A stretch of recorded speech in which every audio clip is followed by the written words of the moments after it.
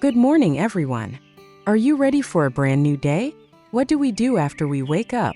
Let's learn our healthy morning routine together and get ready for a happy day. Wake up. We wake up when the sun rises. First, we wake up. We open our eyes and smile. Good morning. Make the bed. We make our bed to keep our room clean. After waking up, let's make our bed. A clean room makes us happy. Brush your teeth. Brushing keeps our teeth clean and healthy. Brush your teeth for 2 minutes. Brush, brush, brush. Wash your face. Washing your face helps you feel fresh. Wash your face with clean water. Now you feel fresh. Take a bath. A bath keeps our body clean. Take a bath every morning. Clean bodies stay healthy. Get dressed. Wear clean clothes every day. Put on your clean clothes. You look great.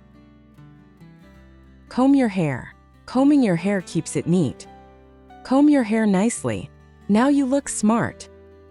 Eat a healthy breakfast. Breakfast gives us energy to learn and play. Eat a healthy breakfast like eggs, bread, fruit, or milk. Pack your school bag. Pack everything you need for school.